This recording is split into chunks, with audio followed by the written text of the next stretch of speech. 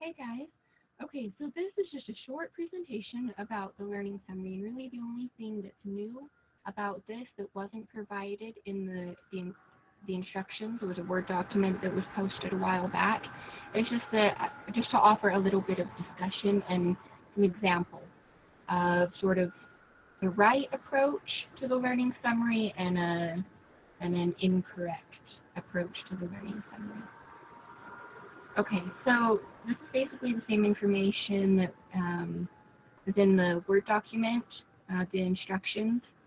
So really, this is our comprehensive chance to sort of look back at the course, whereas each of the unit exams have just focused on the previous unit.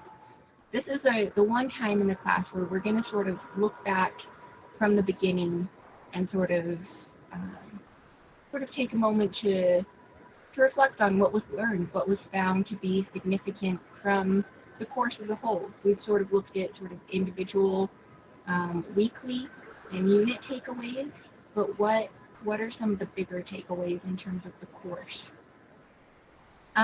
This point, the second bullet point. So what the learning summary is not is just a summary of the material from the class. Rather, it's a summary of what you learned from the class, what you found noteworthy, and why. So not just reciting sort of some interesting facts, but what was it about this information that you found significant? And so in that discussion of what you found significant, you need to show some critical awareness, some critical analysis of what was some of the bigger sort of interactions, the significance of how things developed, right? Things weren't a foregone conclusion. It's not a foregone conclusion that things ended up the way they are today, or they ended up the way they did at the end of Reconstruction. So what was it about how all these various things that came together and interacted the way they did? What was interesting about that to you guys? This isn't going to go on and on forever. You have to sort of focus your thoughts. In 3 pages, double-spaced, 12-point times New Roman. So show some mature, thoughtful consideration of history, and like I said, focus it around what you sort of learned from it, and do so in nice college-level writing, proper spelling, grammar, sentence structure, punctuation, capitalization, all that sort of stuff. Okay, so here's an example of something, of a learning summary that, I mean, it'll get you some points, but it's not going to take home the gold medal by any chance. So this is sort of uncritical, so really just a sort of recitation of the facts more than anything, which really is going to be on the poor end of things. So here somebody is just sort of going through what we learned about in the class, and this is obviously not our class. This is from World Foundations, not World Foundations. Foundations of Europe, 101. So they just sort of started at the beginning and went through some information and sort of threw in some random things.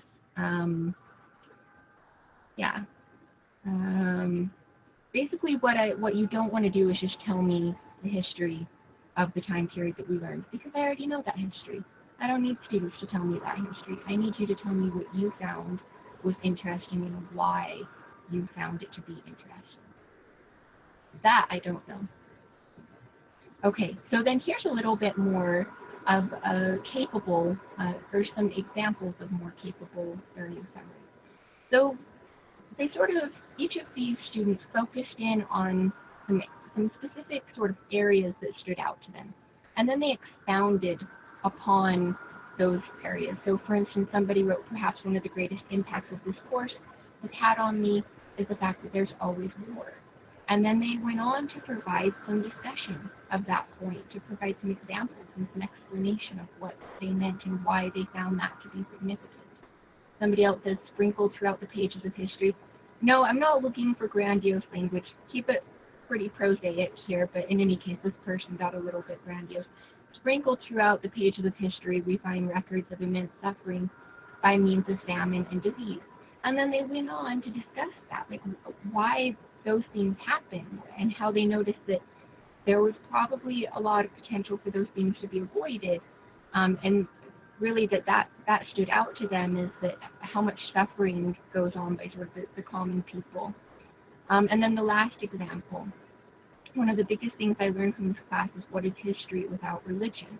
I've gained insight learning about the varied religions in Europe and the West and how they came into existence and their interactions with one another. And then they go on to expound upon that. And of course, this, like I said, was a Foundations of Europe class, and religion plays a huge role in that. And they sort of wove that thread, that religion thread, throughout their discussion, and how they could see that religion was really underpinning so much of the history of that time. And so this really it gives more insight into, you know, what was really critical in terms of how they saw the past and what they learned from this class. Hold on just a second, we're almost done. Okay, so that's all I have in terms of providing some examples. I don't want to be too specific about things because I want you guys to take it in the direction that you want to take it in. But hopefully that gives you enough of insight to get you started. Any questions, you're welcome to email me or arrange to speak with me in person through the office hour, which, like I said in the weekly video, the week 16 video, is pretty negotiable this week. Okay, so good luck, guys. Enjoy sort of your reflection of the learning experience you've had. I hope to read some interesting stuff. Take care, everybody.